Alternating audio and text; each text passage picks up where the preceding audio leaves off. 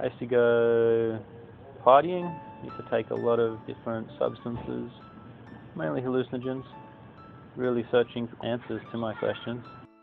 I was just doing the same thing everyone does, trying to eat, trying to sleep, trying to find a partner and trying to defend what I had already, but wasn't happy with it. Krishna consciousness changed my life completely. Achyutam Keshavam Ramanarayanam Krishna Damodaram Vasudevam. Nowadays, especially young people, it's very hard to find meaning in life. Things are changing so rapidly. The world is always in constant flux. Economic disasters, environmental disasters. There's something to look forward to in life besides just making money and living in a comfortable position. You want to be able to live and eat and cover your needs, but people, they treat that as everything, and you need to do that as much as possible, and you need to eat the best food all the time, and you must have the shiniest car, and your car has to be shinier than somebody else's car.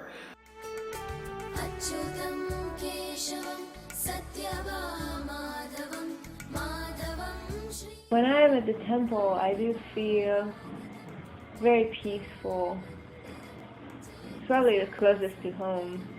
And if I'm not in the temple, it's more like a rush.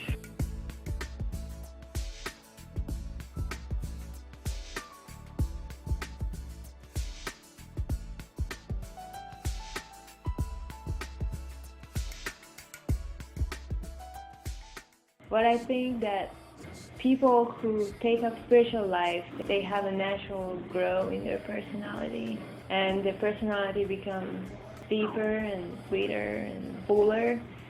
And people who don't take up any spirituality, that be it Krishna consciousness or anything else, they kind of stay the same person. I saw Krishna consciousness as the reality of existence.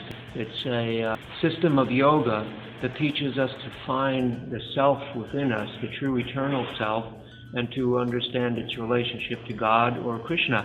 So people say, like, be yourself, but no one really knows who they really are. Krishna consciousness is helping me find out who I really am. Spirit soul, part and parcel of Krishna.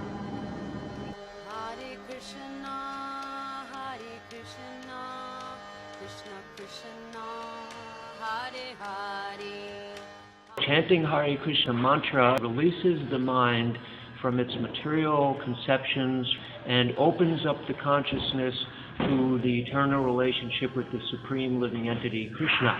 Specifically, Hare addresses the devotional energy of Krishna, and Krishna is a name of God, which means the all-attractive being. Rama is the name of Krishna, or God, which means the supreme enjoyer.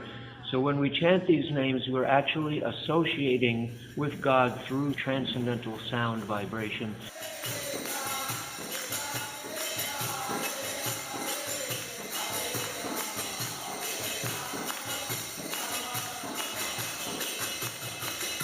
Sunday feasts are fun. They're great. Prabhupada said they're a love feast, trying to spread love. It's ultimately the love of Godhead, Krishna. I think it's a fantastic program. You should never stop it. And people come here and then they chant Hare Krishna and have the feast, and then they hear about Krishna and how beautiful Krishna is and how fantastic Krishna is.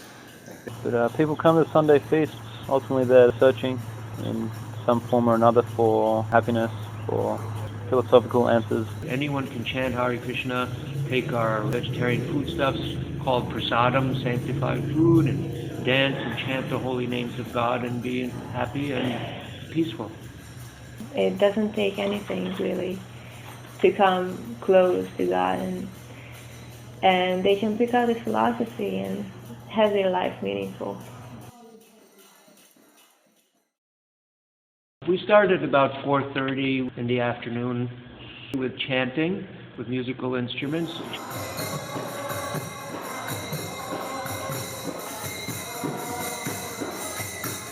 And it continues till about 5 o'clock, where we have a ceremony called Tulsi Puja, where a sacred plant is served and honored with reverence.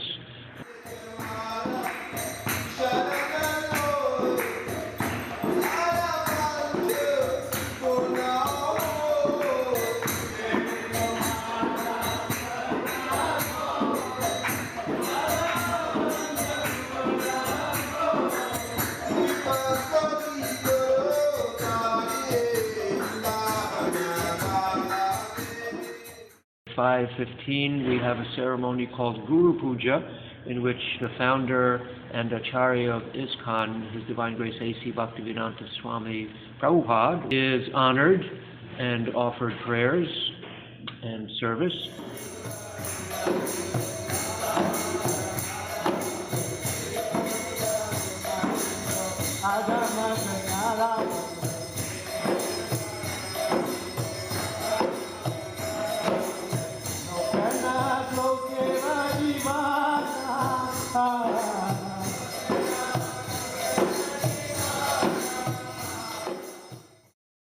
At 5:30, there's what's called an arati, in which the deity of Lord Krishna on the altar is worshipped with various articles like incense, flowers, lamps.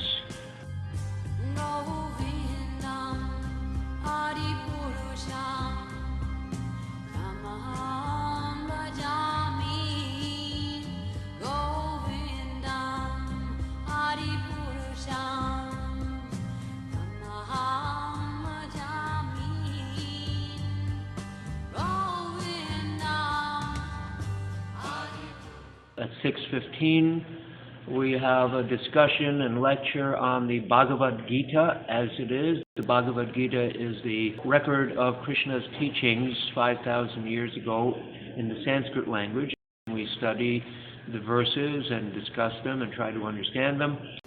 The living symptoms represented by consciousness and conviction are manifestations of the subtle body, mind, ego, and intelligence. The point is, all this happiness or distress that we're having, this is actually mental concoctions. They're results of the activity of the subtle body.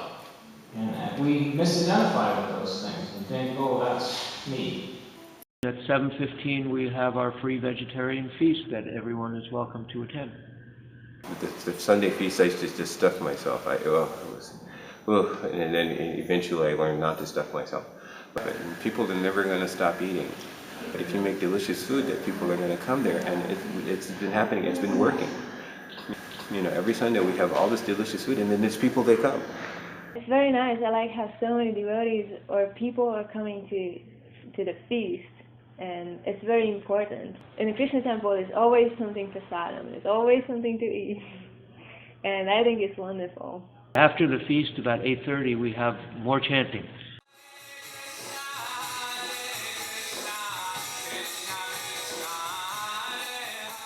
The foundation of Krishna consciousness is the chanting of Hare Krishna, because that is the process which cleanses the heart, cleanses the mind of illusion and ignorance and doubt and misconceptions, and brings us back to understand our real eternal life with God, with Krishna.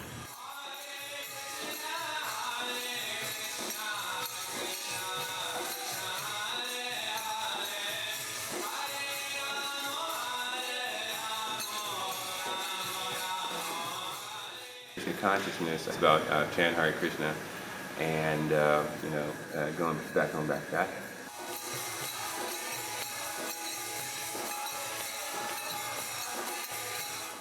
Chant Hare Krishna and be happy, and your life will be sublime.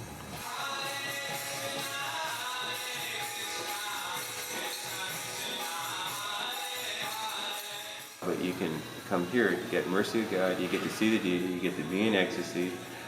There isn't really much better that you could want.